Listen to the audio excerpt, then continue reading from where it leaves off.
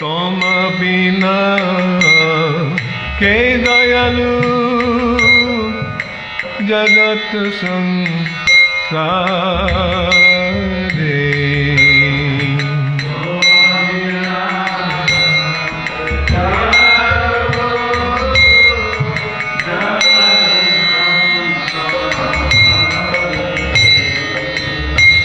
पतित पावन हेतु तब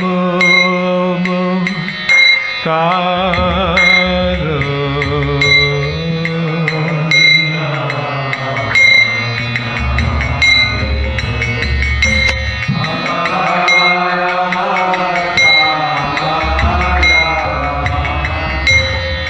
मौसम पतिता प्रभु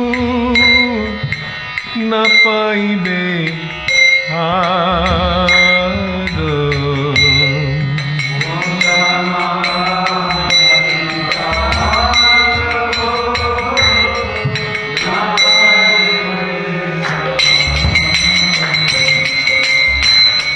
श्री कृष्ण चैतन्य प्रभु दया करो मोरे।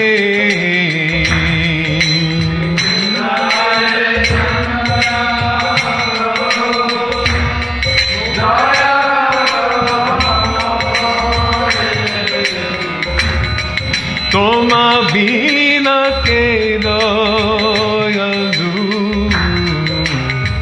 जगत संसारे।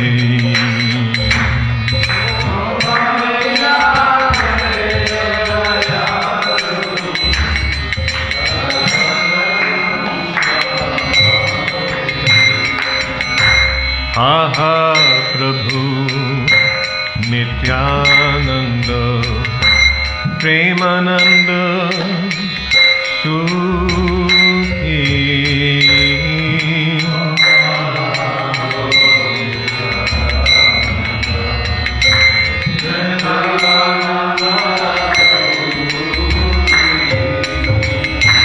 कृपा बोलो काना करो আমি বড় দুঃখী।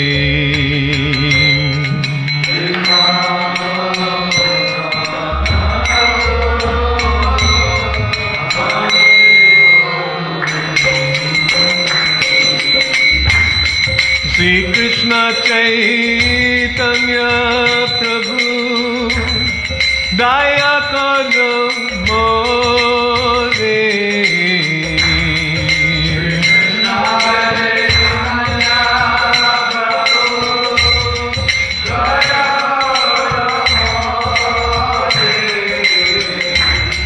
तुम बिना के दयालु जगत संसारे।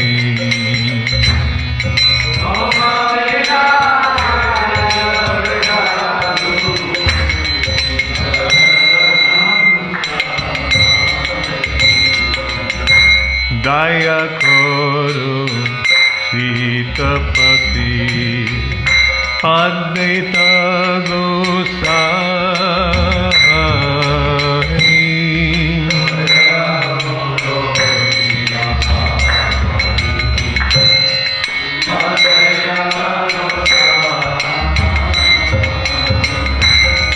तब कृपा बोले पाय चैतन्य निताई।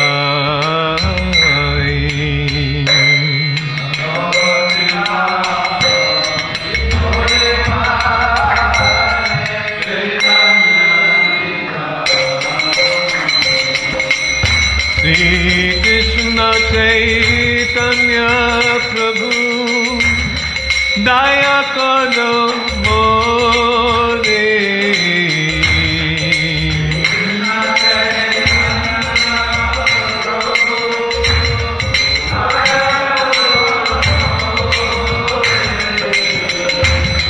तुम बिना के दयालु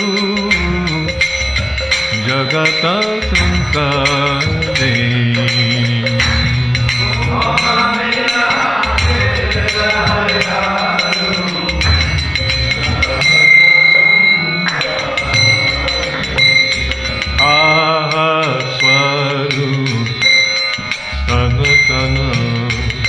Rupa Raghunatha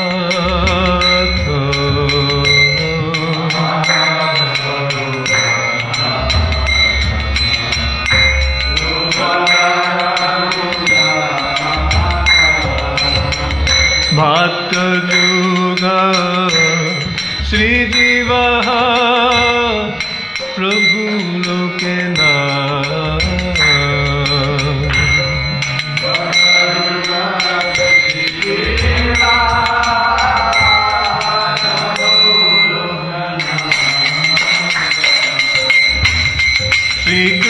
Caitanya prabhu daya karo more.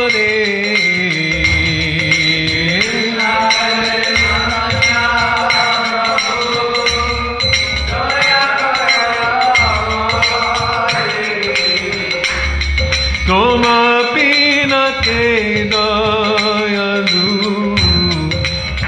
jagata sansare.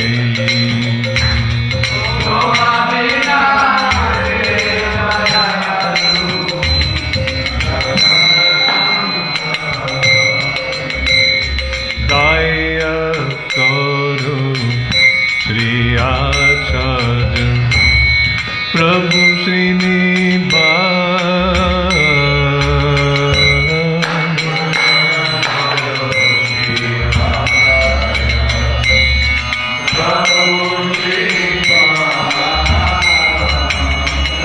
Ramchandra Sangamage Narottama Das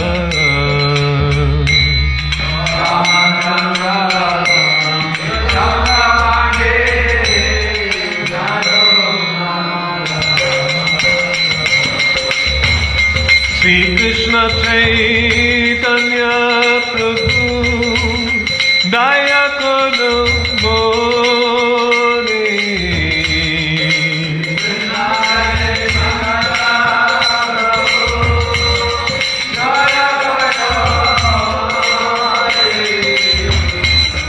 Toma Bina Ke Dayalu Jagata Sansare.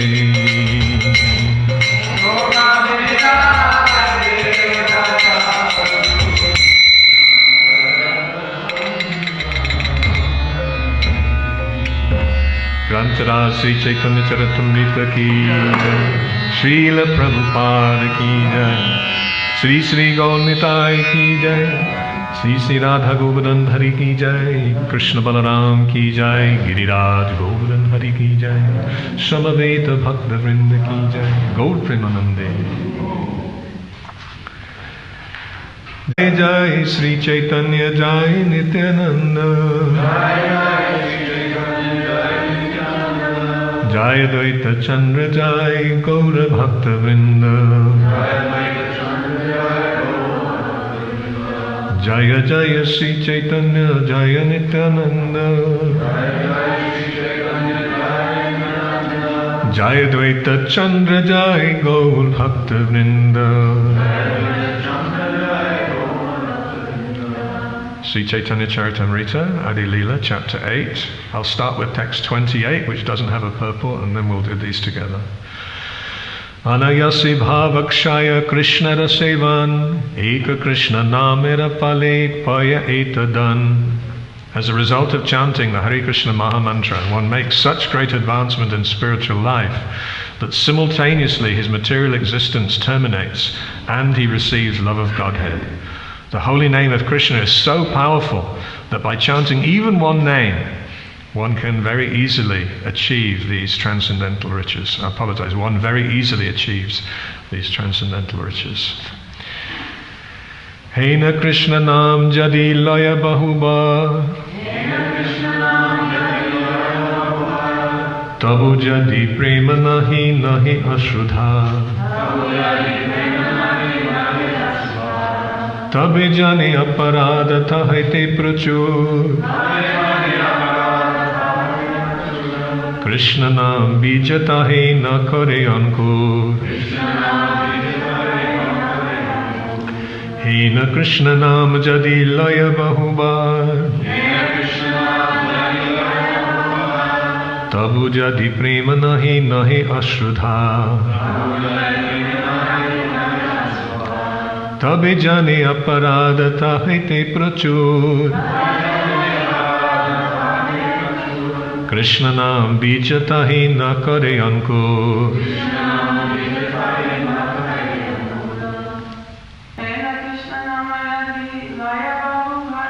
He na Krishna naam jadi laya bahubar.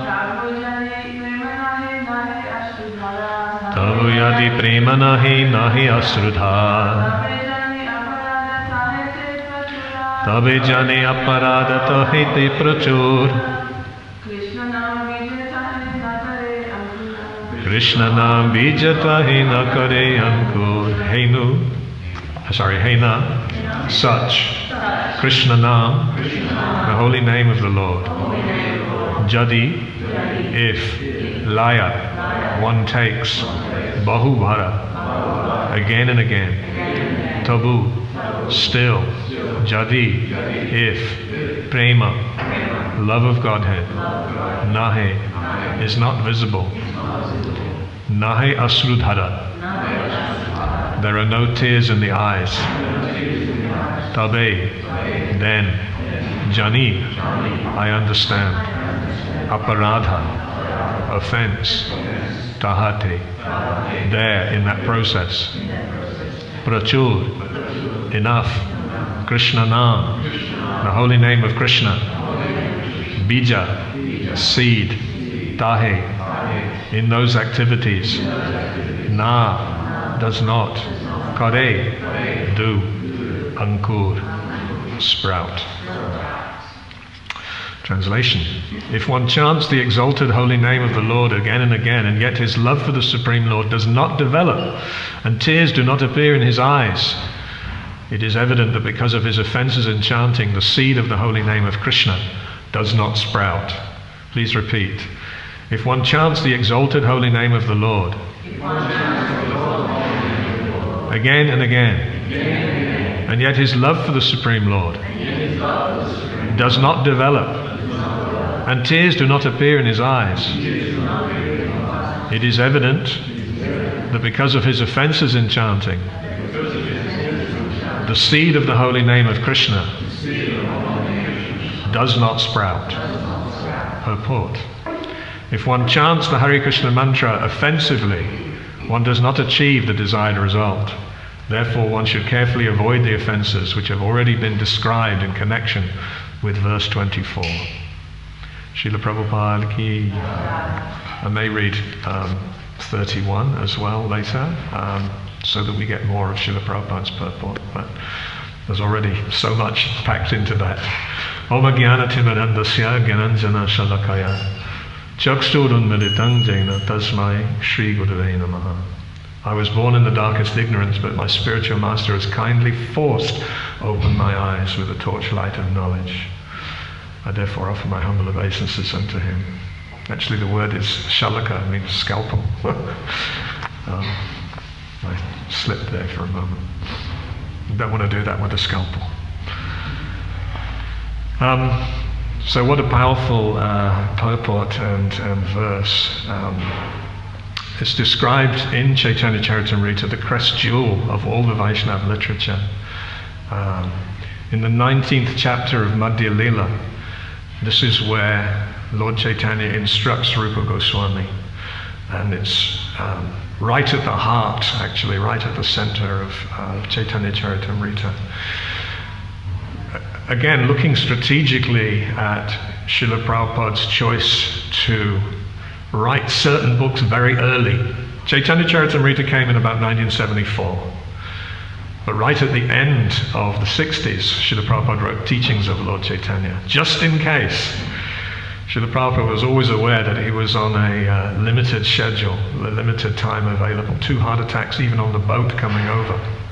So he had a great sense of emergency.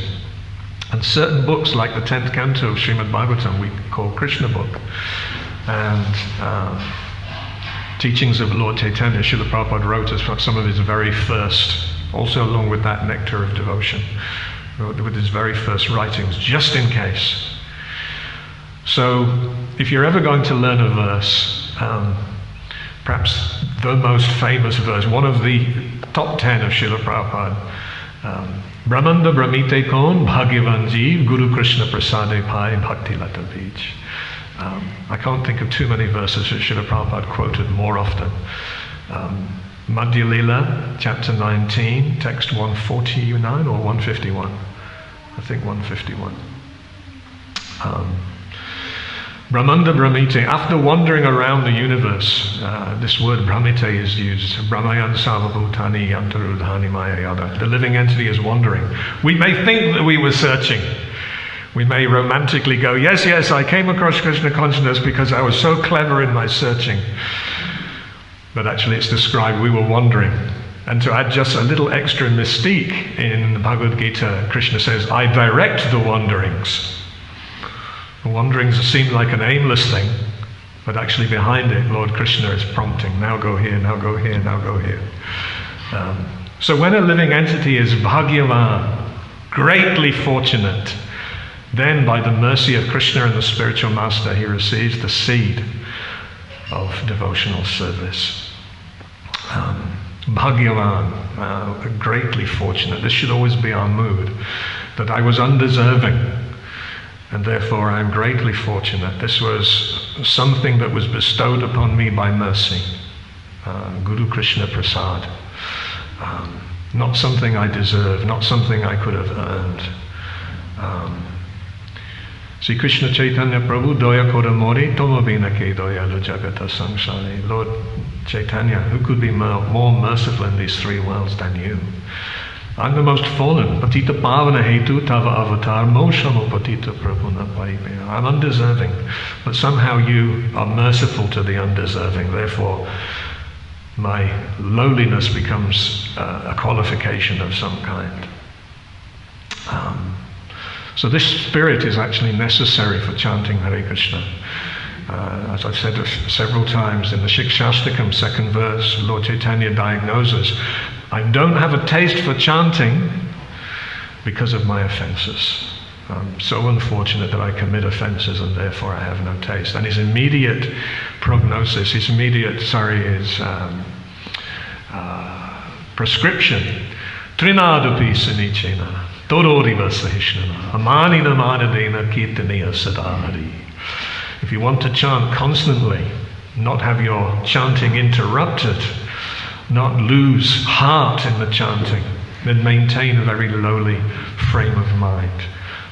Like the store in the street, ready to be trampled on. Nothing is lower than the store in the street. Everyone's potentially, sometimes you see this, if a doorway is muddy, they'll put straw down and people will trample it into the, somehow they'll keep their feet clean, but the straw will be trampled into the mud. So like that, keep your mentality like that. And like a tree, be forbearing, be tolerant. People will carve their name into a tree, they'll take its fruit, sometimes they'll urinate. Dogs may even come and urinate, and the tree complains not. In fact, still gives shelter, still gives shade, still gives fruit. So taking no offense. Amanina manadena. Wanting no honor for oneself, but prepared to give all honor to others. Only in that state can one chant without interruption. Kirtaniya Sada Hari. So, very, very important verse. The word here is also used bija, a seed. Just because you have a seed does not guarantee that you have the plant. Inside the seed is everything needed for that plant to grow. If you have a tomato seed, you properly take care of it and nurture it, you'll get tomatoes. But just because you had the seed is no guarantee of a harvest of tomatoes. There must be watering. There must be guarding against pests. There must be the uprooting of weeds. So many things in order to cultivate the fruit.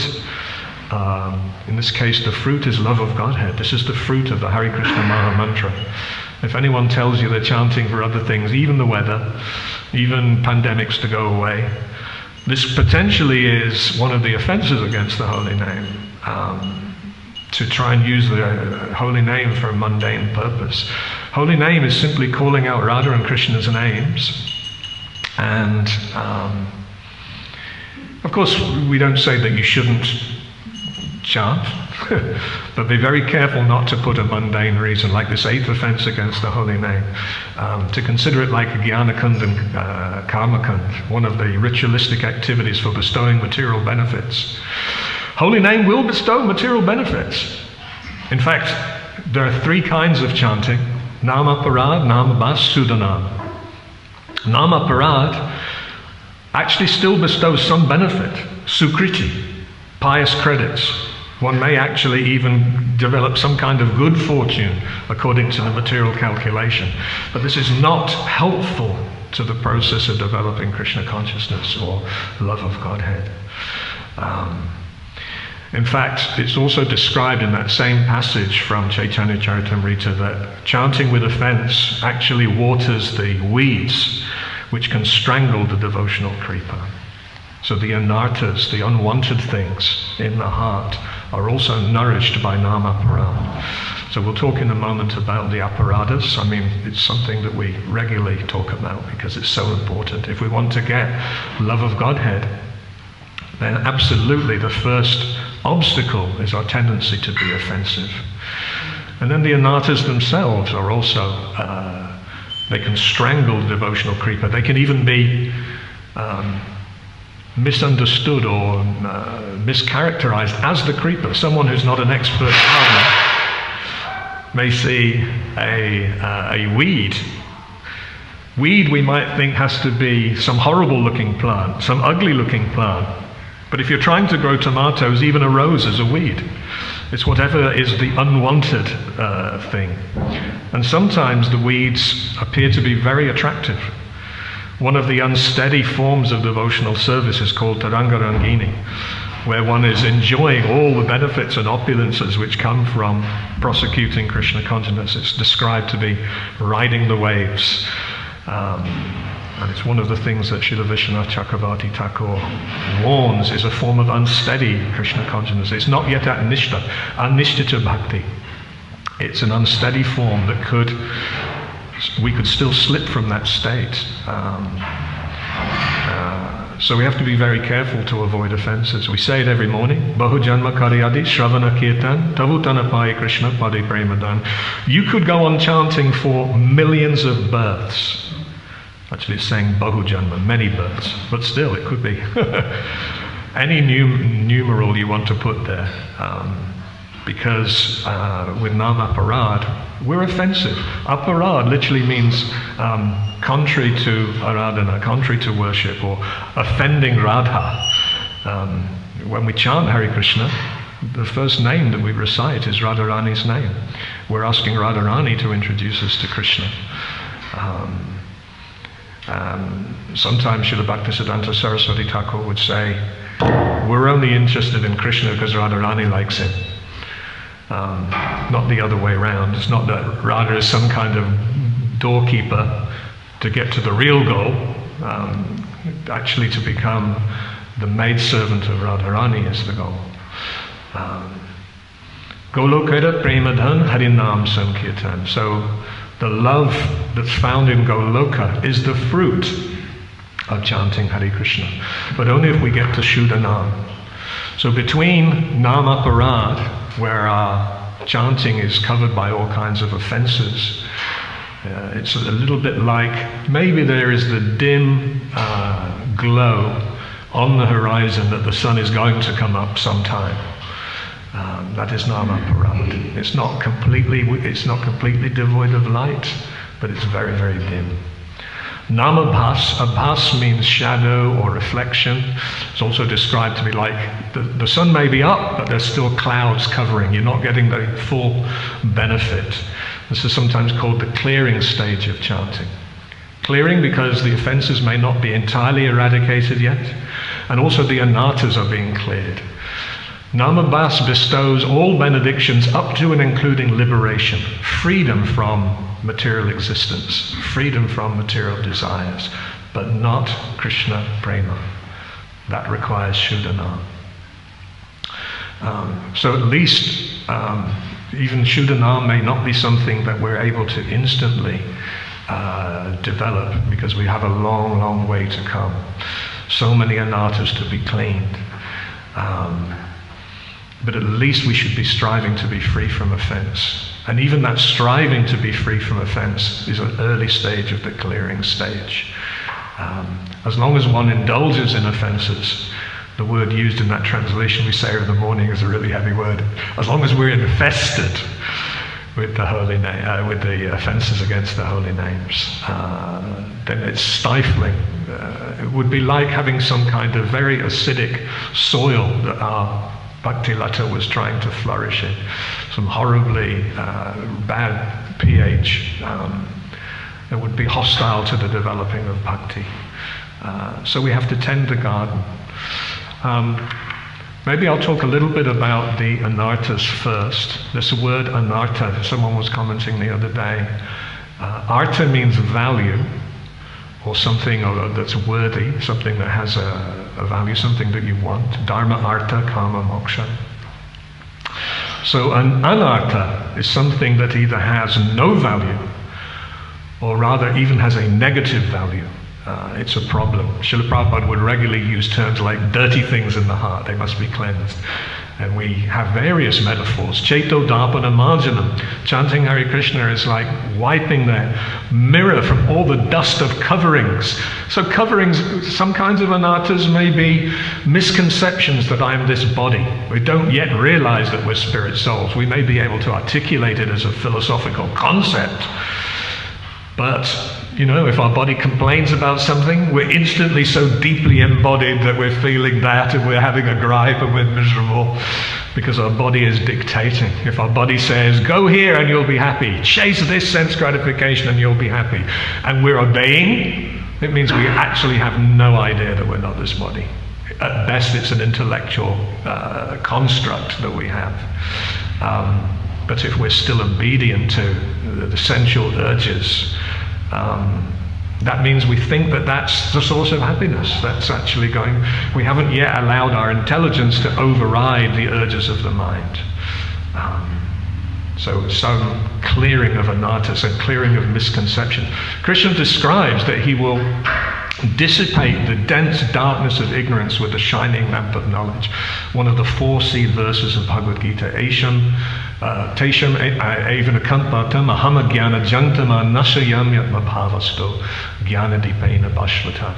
So all the cobwebs, all the misconceptions, all the material desires, all of these things are cleaned out by faithful hearing and chanting. In the metaphor that Sri Caitanya Mahaprabhu gives to Srila Rupa Goswami, he says, hearing and chanting is what actually waters, nurtures, nourishes the seed. We could also call it bhajana kriya.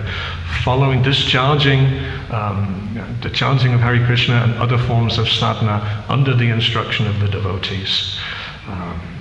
This is how we get to anartha nivritti. This is how we get to freedom from all these unwanted things.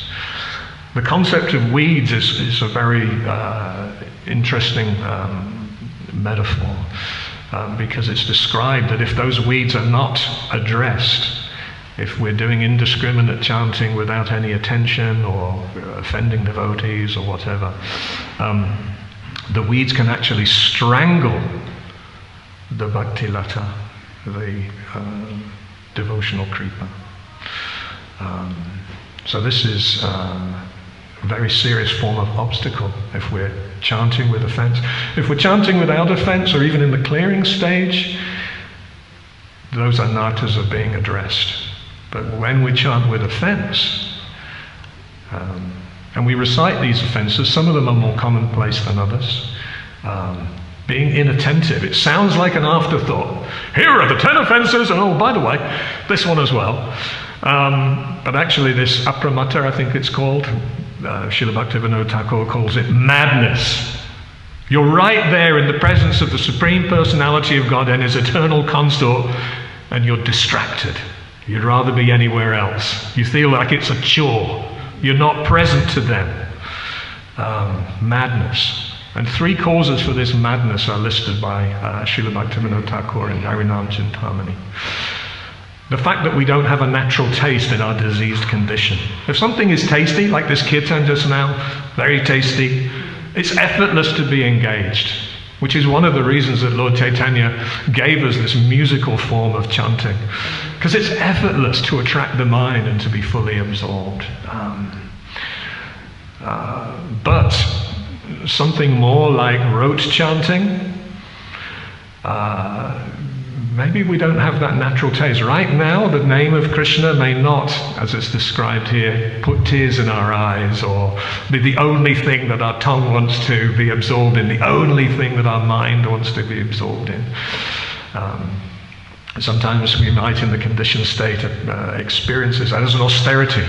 I've got to get through my rounds, as if we'd rather be doing anything else. But this is a chore, this is some kind of penance of some kind that we've been given. So that's the first reason, no natural taste. Second reason, distractions. Our mind is flickering, going here and going there. It's very hard for it to stay fixed on one thing. Arjuna calls it chanchala, always flickering. And of course, we don't help this by allowing the mind to wander. Oh, I wonder what the Facebook update says. Oh, maybe I'll plan what I'm going to say in the class. And for half an hour, the words, the syllables of Hare Krishna are coming out of the mouth, but absolutely zero attention.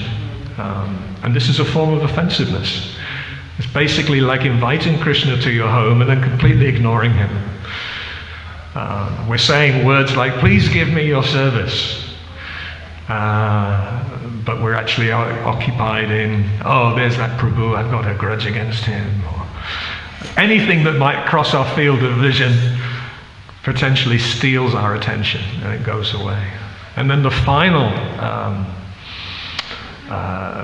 obstacle that explains why we're inattentive is a laziness.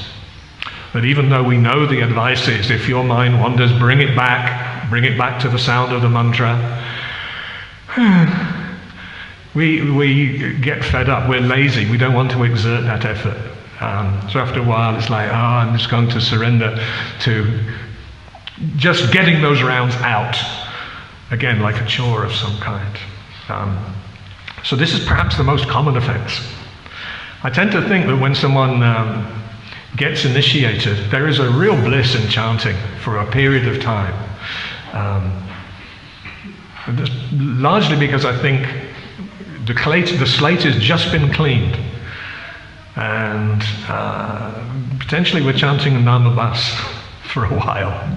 Even with Namabas, some little blissful feelings might be there. But then when the weight of inattentive chanting catches up, it goes from bliss to chore. From an ecstatic activity we look forward to doing, to something we do under a spirit of obligation, if at all. So this is Nama Aparad. Of course, there are other offenses too. But let me first talk about the weeds that could strangle the devotional creeper. These are listed, or at least the chief ones are listed. Text 159 of the 19th chapter of Adi-lila. Nisidacha kutinati jiva hingsan labha puja pratishta jata upasakakan. Nisidacha, generally when Srila Prabhupada talks about anarthas, he refers to following the 4 regulative principles, that these things that are anarthas are breaking the regulative principles. And this corresponds to nisidacha, activities unbefitting the path of perfection, that are going in a different direction. The sinful activities, the 4 pillars of sin, they're sometimes called, They become a breeding ground for everything that divides us, everything that, again, dirty in the heart, Srila Prabhupada would say. So nisadacha, breaking the regulative principles, is a clear anatta. Kutinati. This is a big one in the age of hypocrisy. Sometimes we focus on Kali being the age of quarrel, and Kalaha means quarrel. But sometimes it's also called the age of hypocrisy. Pretending to be one thing while being another. Kutinati literally means two-faced. Srila Prabhupada would call it diplomacy, duplicity. So we're pretending to be nicely fixed up devotee, but concealing some kind of grievous activities.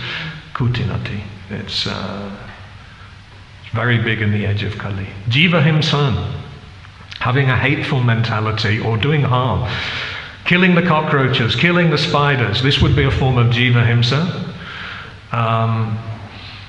But even having a hateful mentality that potentially puts others off, sometimes the fanatic out browbeating others, Bhagavad Gita bashing, they could actually be deterring souls from being interested in Krishna consciousness. Srila Prabhupada would talk of stopping preaching would be jiva himsa, having no regard for the deliverance of the jivas.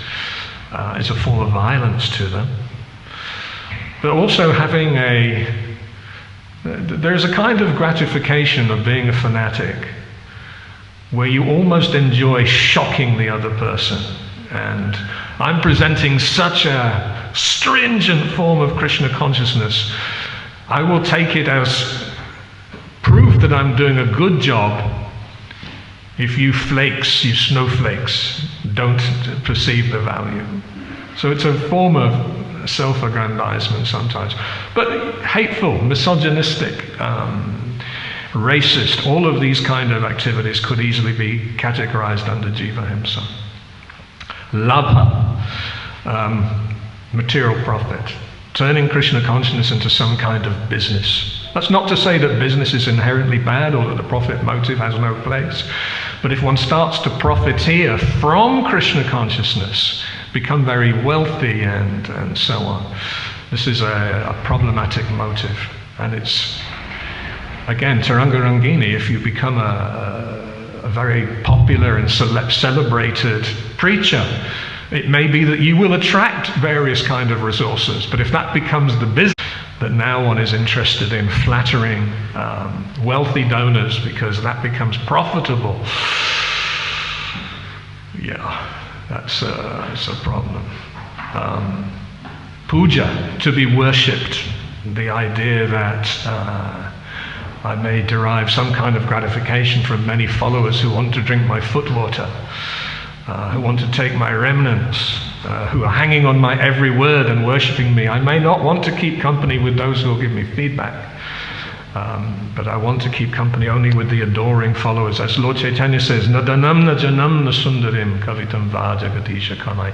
I don't want janam or followers. It's a very dangerous thing. Srila Prabhupada would often warn, don't accept too many disciples, because there is a big danger here. You might believe all of that praise. Pratishta, the desire to become distinctive. It's a natural need of the jiva. The jiva actually, because they've lost their true sense of identity as Krishna's servant, seeks to have some kind of important identity in the world. People want to be valued. They want to be honored. They want to be noticed as special. So this desire for distinction, pratishta, fame, standing out, being noticed, very, very dangerous. And it's quite subtle that if that motive overtakes the devotional creeper, it can strangle the life out of it. Everything becomes a performance for honor, for appreciation, for likes. These are the problems. But these are only chief amongst the anartas. They're not the only anartas, but they're the ones that Srila Krishnadas Kaviraj Goswami, quoting Lord Caitanya, thought to bring to our attention, ones to particularly look out for. These are the biggies. So what are those aparadas? And some of those aparadas are more problematic than others. I've mentioned already inattention, very big problem. Hatimata, sadhuninda, Vaishnav-ninda, blaspheming the devotees. We hear it said in different ways at different times. Ninda means criticism or blasphemy. So one should be very careful. If we're here only by the devotee's grace, we know that the devotees are very dear to Lord Krishna. We cannot risk offending devotees, offending Lord Krishna by abusing those who are tadiya. So being very careful to utter any criticism. Now it has to also be said that there is a place for raising a concern in the proper mood, that it's not that this is necessarily ninda in these instances. Srila Bhaktivinoda Thakur in, I believe, Jaiva Dharma mentions 3 legitimate reasons why you might want to think about, even what to speak about, think about a devotee's flaws in some ways. 1, if you're trying to help that person. This is not everybody's adhikar. Generally it's the adhikar of a senior devotee, but it may be amongst friends. That contract exists that we provide feedback. But that feedback would always be offered in a loving way.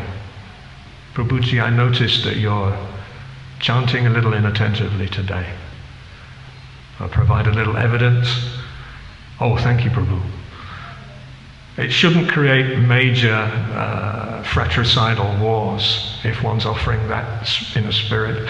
Of course, it may be that we're being presumptive if we go, it's my right to point out what the person's problem is.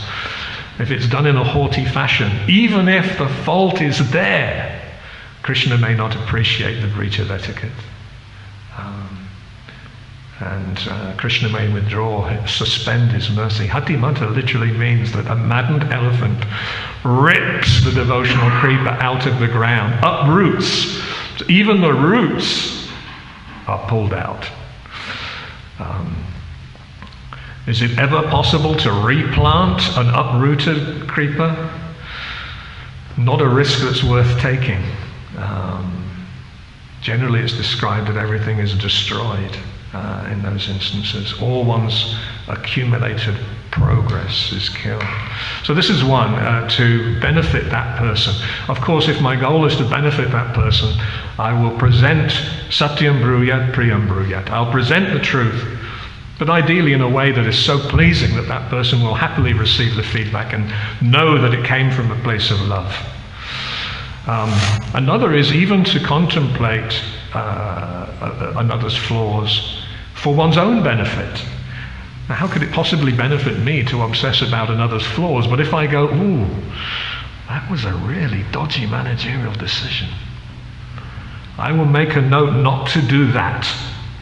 That would be an example of considering the flaw, judging, but doesn't require even to be vocalized, because it's just for my own reference. And then the final of the 3 is to benefit the world. This is the one we have to be most careful with, because we have to ensure that our motive truly is the collective good, as opposed to a form of distinction, a form of punishment, a form of malice, a form of envy. If Krishna detects, and Krishna is Bhavagrahi Janardana, if Krishna detects there's some mentality that he doesn't appreciate about how we've characterized a devotee,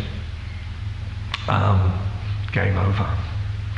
At the very least, we'll experience Krishna's change of attitude towards us. First sign, losing taste for the holy names.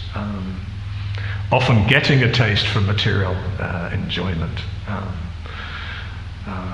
And sometimes even getting material facilities. One of the effects of Vaishnava Parad sometimes is material facility. We could say enough rope to hang oneself. So this is a really big one. It's the only one that gets special mention by Krishnadas Kaviraj in this passage of 19th chapter of Adi-lila. Hatimata. You have to guard your devotional creeper with good association. He talks about like having a fence around the creeper to stop the elephant coming and destroying everything. That fence is good association. If we're always submitting to the sadhus, Prabhu, I'm seeing this problem. Do you think I should say something? The sadhus are there as our check and balance, just like we say Guru Shastra Sadhu. If we're trying to make sure we've properly understood a situation and are embarking on the right course of action, is it supported by Shastra? Did your Guru say to do it? Did he give permission or directions to do it? And not that we would go for a third opinion if either of those were not the case, but if those things are still not clear or still not possible, what did the sadhus say? Always very careful to take feedback from sadhus. Srila Prabhupada would often refer to this as the most grievous offense, although sometimes he would say Gururavagya is the most grievous offense, the disobeying the orders of the spiritual master. In fact, 3 ways Prabhupada characterizes Gururavagya, and it's very interesting to see these subtle differences. Neglecting the order of the spiritual master. That might not even be quite as severe as disobeying, which seemed to be an active going against, but simply to fail to observe the direction of the spiritual master. There's one place Srila Prabhupada says that even to hesitate to execute the order of the spiritual master is a fall down.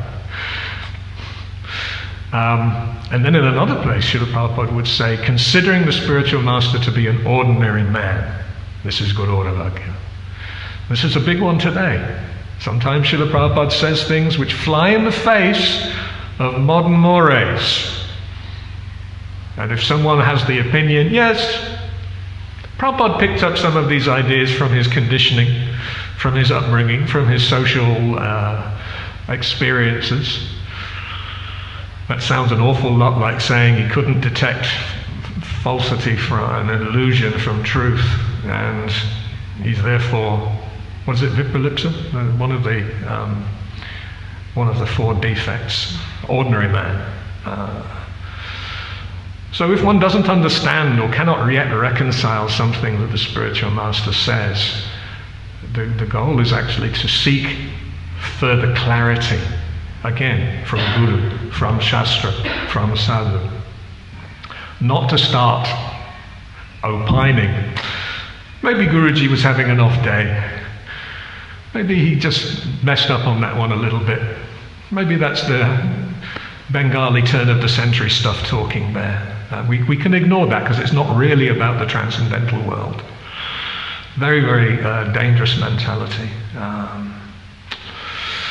Blaspheming Vedic literatures, I think, even though that might not be an obvious thing, we should be careful. Making any derogatory statement about any edition of Srila Prabhupada's books may well get into Aparad number 4, blaspheming Vedic literature or literature in pursuance of the Vedic version. Even if one may have one's point of view, that I prefer the first edition. Prabhupada signed that one off. I prefer that one. I trust it more. I'm not sure I trust the other editors. That may be a perfectly legitimate point of view. It does not require one to make derogatory statements, either about the devotee who is the editor, about the process of editing, or about those actual books. Sometimes we hear these characterizations like contaminated. These are very, very dangerous forms of ninda. Speculative interpretations about the holy name, committing sin on the strength of the holy name. Even number 10 is an attitudinal thing. Maintaining material attachments even after understanding so many instructions, somehow continuing in a materialistic paradigm. It's not that you're going to become free, or anyone was going to become free from that offense overnight. But 20, 30 years later, no cleansing has happened, no will to give up, then this would be an offense. So I have gone over time. Hare Krishna, I apologize. I hope no offenses to the prasadam, keeping everybody waiting. But this seemed to be such an important verse that if we want the fruit of love of Godhead, Shuddhanam, chant purely, then at the very least we have to be in that clearing stage of our practice, striving to become free from these offenses and watching out for the anarthas that could strangle our devotional creeper. Srila Prabhupada ki. So I'll see if there are any questions. Please don't feel obliged to stay if prasadam is more tempting.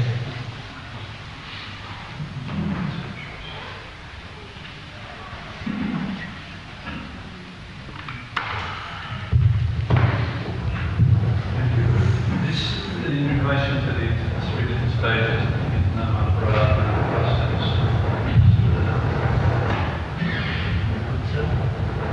is it a progressive stage? In other words, if you get the sort of that's will never fall down with the chanting, or is it possible to be all over the place?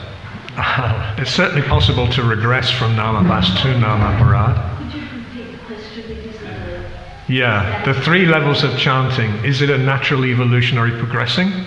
Or is it something that you can potentially go back and forth and so on?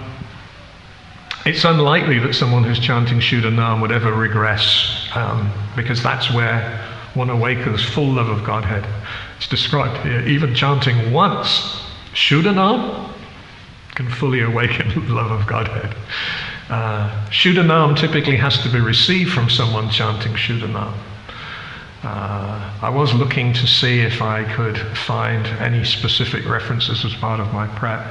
It would seem that through the dedicated practice, once one has become free from offences, it is a natural progression in due course. But again, it's based on serving the sadhus. It's based on hearing from those who've already developed love of Godhead. Namaparad is something we can regress into very easily, it would appear, especially in, we live in a hypercritical age. We may call it the age of hypocrisy, but I'm calling it hypercritical, as in criticism is everywhere, is ubiquitous. It's 90% of what comes out of some folks' mouths is some kind of dig, some kind of complaint, some kind of envious statement. We have to be especially careful that we don't become casual in our characterization of devotees. That means we've forgotten that we're here by mercy. We've started to think that we're a bit deserving, and started to think that we can adopt a position of being others' instructor or evaluator or something like that. So it's very dangerous. I hope that addresses your question as best I can. I'll welcome other points of view in terms of how Shuddhanam actually manifests. That's the one we're after. Any other questions or comments? Probably just listening back to you. I can repeat it, yeah. I was just a comment. Thank you very much for the wonderful class. Absolutely fantastic. Thank you so much. And I was just reading in 6th Canto this morning about Adi-lila. And Prabhupada explains that because even though he was not calling out for Narayan as in Krishna, but he's calling out for his young son, Prabhupada said because he chanted in Namabhas, and because he chanted in great anxiety, there were no offences. Yes. So because of that, then the Yamadevas were unable to extract his soul. Went about to cart him off for punishment. Yes, Jamil's chanting was Namabhas because there was no offensive intention. And it's described that sometimes someone may, without being deliberate, they might somehow join the syllables. Like I think it's described if a pig gores someone of Islamic background and they go, haram, haram, this is a horrible thing, this is untouchable, and the fact is the name Ram was in there, they get benefit. They get Namabhas benefit because there was no ill intention. Sometimes even the people who mock the Harinams, they think that they're being very funny by making fun of the devotees. You could say that's full of ill intention. And yet, somehow or other, because they're perceived as innocents, Lord gives them credit. Before we know, 2 or 3 years from now, or 2 or 3 births from now, possibly they'll be shaved up and living in an ashram. And I'm not sure which part of Caitanya Charitamrita describes this, but it also states that, I'm not sure which part of Caitanya Charitamrita describes this, but it's also stated there that even if the holy name is separated by other syllables, Yes. it still has that benefit. So, Rahma, the T is there, the consonant T is there, but Rahma is there. So that's how wonderful the holy name is. So merciful. We've been given every opportunity. Hence that verse, Lord Caitanya, you're so merciful, you make it easily. We can easily approach you by your holy names. And in essence, Lord Caitanya says, but our only misfortune is that if offences come in, it simply suspends or delays or subverts the benefit that we might otherwise get. So this is the thing, if we can just root out those offences.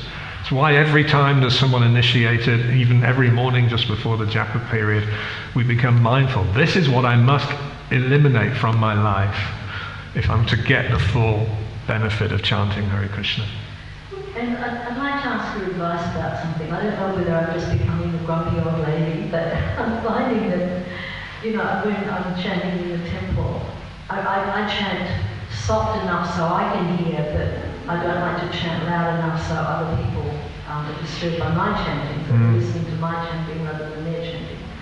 And I'm finding of late getting really irritated because some devotees chant very loudly, and I'm listening to them chanting instead of my chanting, and I have to just keep on talking to myself in a way. I'll just be tolerant. If it gets too bad, go out in the cold and chant for a while.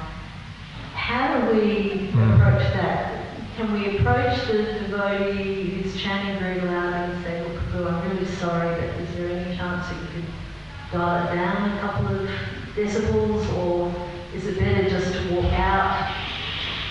Oh, this probably won't be a response from any kind of absolute perspective. It will be an opinion in response to yours. Every individual is responsible for whatever it takes to be fully focused. And for some people that may be speaking out loud. Of course, if they're super loud and they're disturbing others, it would be nice if they had enough self-awareness that maybe they're the ones who elected to go somewhere. But if we're finding, that someone's chanting is so disturbing that it's detracting our own mind, I think we have those two options. We could either humbly petition them, do you think you could possibly turn it down a little bit? Or yes, we could remove ourselves and find an environment which is other. Generally, if you're making spiritual advancement, you become more and more sensitive or aware of others. That's one of the things I heard Bhakti True Maharaj say. It just reminded me of this, when Jagataka Maharaj, His Holiness Jagataka Maharaj, was a new bhakta, and he was in, I'm not sure if it was in Ontario or anyway, a temple in Canada. Prabhu actually happened to be at the temple as well. And devotees were going to Srila Prabhupada complaining about Bhakta Jai's very, very loud chanting, really loud chanting. So Prabhupada called then Bhakta Jai, Jagataka Maharaj, in, and said, I hear that your devotees are telling me that you're chanting so loud, it's really disturbing them. I said, why are you chanting so loud? And he replied that, when I feel like mine is coming, if I yell out, Hare Krishna, Hare Krishna, then my goes away. And Srila Prabhupada said, that's very nice, but why don't you go and chant in there's a little forest nearby the temple, why don't you go and chant there? And instead of the temple room, and Jagataka Maharaj, when he tells that story, he says, so I had wonderful japa periods in the forest, chanting really loudly, just me and the squirrels. And so many squirrels and other living beings will be benefited. Thank you very much. Srila Prabhupada ki.